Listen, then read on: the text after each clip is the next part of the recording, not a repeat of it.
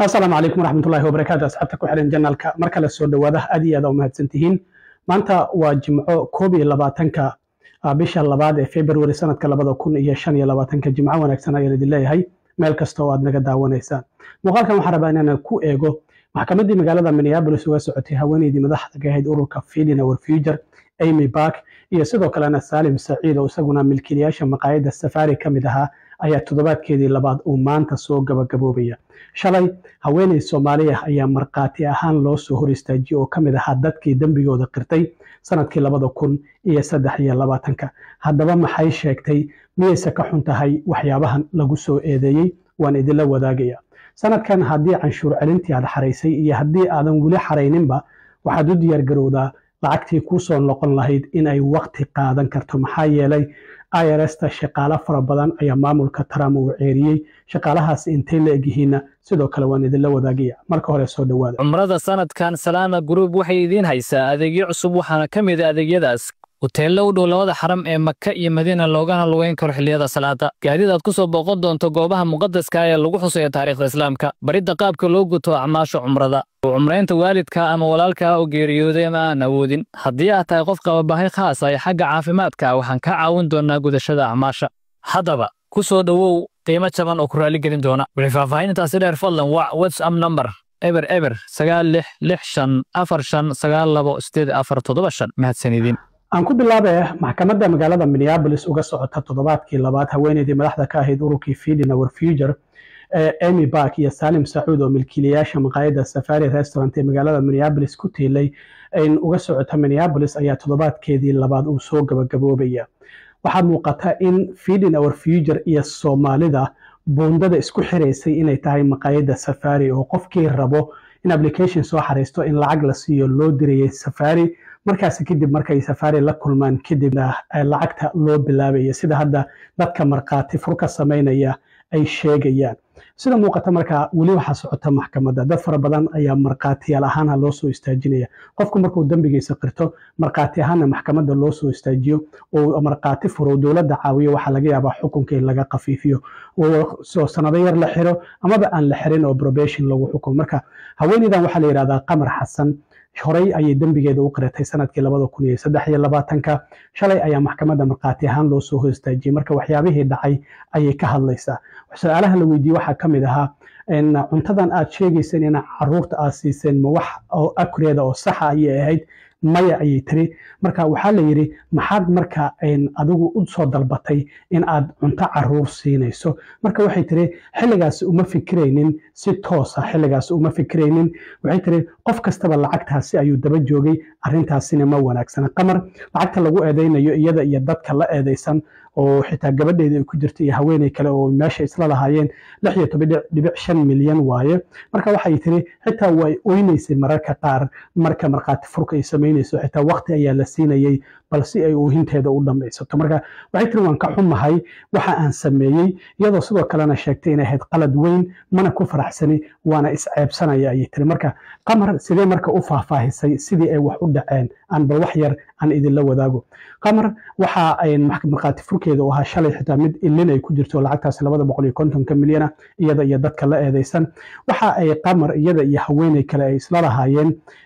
goob ay sheegayeen in cunto ay ku bixinayeen marka Qamar sida ay sheegayba waxay tiri lacagta ayaan daba joognay arintaasina arin wanaagsan ma aysan ahayn Qamar Xasan waxay lahayd shirkad la yiraahdo SNS Catering oo sheeganaysay in caruur 2500 maalin kasta ay cunto siinayeen marka waxa ay ku bixinayeen ilaa iyo 4 goobood oo kala duwan sida ay sheegayeen inay leeyihiin oo ay cunto ku bixinayeen laakiin xaruntooda SNS Catering ay ahayd marka waxa kula jirtay gabadheeda Filsan Xasan marka waxyaabaha lagu soo eedeeyay waxa kamid ahaa in ay musuqmaasuq sameysay iyo istabamarin lacageed Qamar waxa ay sheegtay in shirkadeeda iyo gabadheeda ay isku diiwaan galiyeen barnaamijkan cunto bixinta waxay sidoo kale sheegtay inay ahayd haweeney la furay sida darteedna iyadoo waliba ilmeynaysa ay waxa ay tiri gabadheeda gabadhaydu baabuur ma aysan haysanin anaguna waxba ma aanan haysanin marka waxaan ku fikiray inaan gabadhayda caawiyo ku-xigeenka xeraalyaha Joe Thompson ayaa waxa uu yiri markii aad arrintan isku diiwaangelinaysa cunto bixinta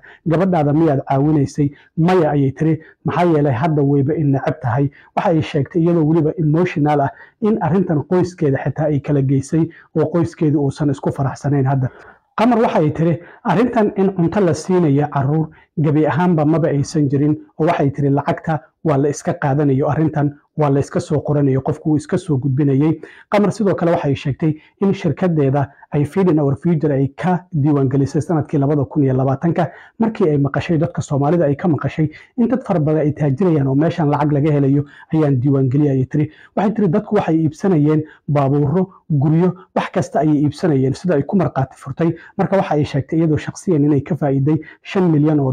barnaamijkaasi cuntada caruurta la siinayay waxay sidoo kale sheegtay in xarunteeda SNS Catherine ay xirantay sababo la xiriira cudurkii coronavirus-ka darteed ay u xirneed markaasi kadib markii arrintan ay maqashayna ay iska diiwaangelisay oo ay dib u furtay waxay qamar xasan ay ku marqaati furtay in gabadha ay ganacsigu ka wada dhaxeeyay oo la yiraahdo Sahran Nuur ay saaxiib la ahayd Amy Bag sida darteed Sahran Nuur ayaa waxa ay soo qoraysay dadka Soomaalida ah ee daykeerada iska leh iyo weliba daykeerada dadka waaweyn ay diiwaan gelinaysay si dadkan cuntada bixinaya ay uga mid noqdaan Sahran Nuur sidoo kale hore ay iyaduna dambigeeda u qaratay arrintan inay musuqmaasuq iyo lacag isdabamarin sameysay qamar sidoo kale waxay ku marqaati furtay in ka qayb qaadashadeeda shirkadan iyadoo ay lahayd arrintan cunto bixinta Amy Bag waxay tiri shakhsiyan 2 mar ayaan la kulmay mar waxa ay sheegtay in uu u diray Cabdikariin Iidle ninkan waa nin hadda wadanka ka maqan oo isagana shaqaale Feeding Our Future kamid ahaa marna sidoo kale waxa ay sheegtay in Cabdikariin uu siinayay waxyaabaha loo baahan yahay inay sameyso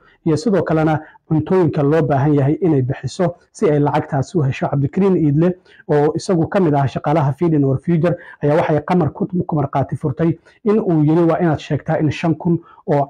cunto aad bixinayso maalin kasto arrintaasi waan la yaabay ay tiri isaga ayaa ii tilmaamay waxa ugu yiri tiri marka adiga cuntadaada waa inaad casho ka dhigtaa maadaama maqaayada Safari oo aan ka dheerayn goobta iyadoo ay sheeganayso inay cunto ku bixinayso ay qada bixinaysay maalin kasta sida darteed maadaama maqaayadaasi ay qada bixinayso arrintaada casho ka dhig Cabdikariin Iidle isaga dacwada waa lagu soo ogay laakiin wadanka waa uu ka baxsaday waa uu maqan yahay qareenka Amy Bag Kenneth Odibok ayaa sidoo kale waxa uu weydiiyay qamar markii uu su'aalaha weydiinayay 2 mar ayaad la kulantay Amy Bag ma iyada ayaa ku tilmaantay inaad musuqmaasuqan aad ku kacdo qamar waxay sheegtay in iyadu aysan Englishka ku hadlin isla markaana aysan akhrin karin aysan qori karin sida darteed waa ay cabsanaysay in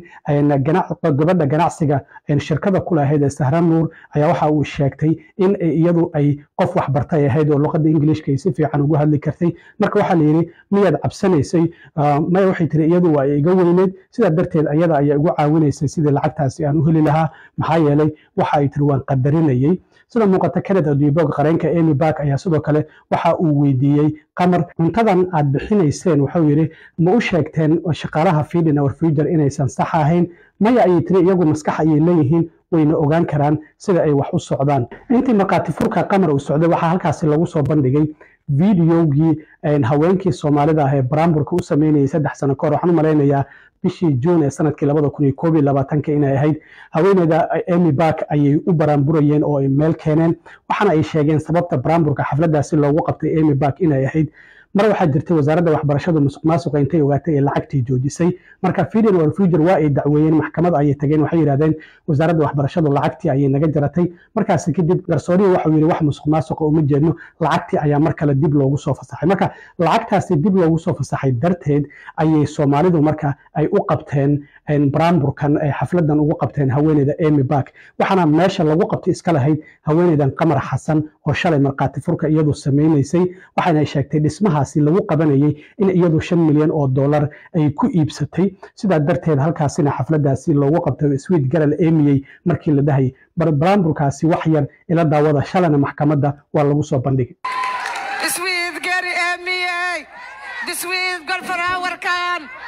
Sweet Girl Amy Sweet Girl Amy Sweet Girl Amy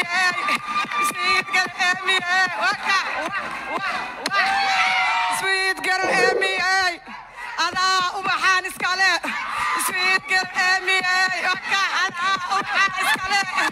Sweet Girl Amy وكا marka qamar xasan waxa ay tiri in iyadu ay xafladaas xitaa waa ay joogtay sahran nuurna waa ay joogtay ay tiri xafladaasi waxa la yiri waxa ku faraxsaneedeen caruurta aad siinayseen cuntada miyaad ku faraxsaneedeen ayuu weydiiyay xeerlaaliyaha Joe Thompson maya ayay tiri waxaan ku faraxsanayn lacagta aan helaynay ayaan ku faraxsanayn oo mar kale dib noogu bilaabanayso marka sidaas ay qamar shalay ku marqaati furtay waliba waan ka xumaayay tiri waa ay ilimeysay marka marqaati furka maanta ayaa maxkamadda toddobaadkii labaad u dambaysa isniinta ayaa dib la isugu soo laaban doonaa dhinaca kale tax return-kaada haddii aad xareysay haddii aadan weli xareyninba waxaad u diyaar garowdaa in waqti ay qaadan karto xilliga tax return-kaada uu dib u soo laabanayo maxaa yeelay shalay maamulka Trump 6700 oo shaqaalaha IRS ayuu shaqada ka ceeriyay bilaa sabab qaarkood waxay yiraahdeen anagoo shaqadii joogna ama u soo soconnaa ayaa email naloo soo diray marka arrintaas waxay sababi kartaa in lacagta tax return-ka markaad xareyso lacagtii ku soo laaban lahayd ay muddo qaadato maadaama aysan jirin qof tax return-kii process gareynayo shaqaalihii inta badan la fire gareeyay waxaana laga yaabaaba shaqaale kale oo dheeri ah oo IRS ka tirsan in maamulka Trump uu shaqada ka ceeriyo marka halkii 22 maalmood ama 2 isbuuc IRS ay taxigaada dib kuugu soo diri jireen waxa laga yaabaa bil ama ka badan ama bilaba inay qaadato marka arrintaasi haddii aad dareento sidaas ula soco arrintaasi ayaa jirta aad iyo aad u mahadsantiin asxaabta intaan mar kale kulmi doono waa saaxiibkiin cilmi waare oo idin la sida iyo nabadgelyo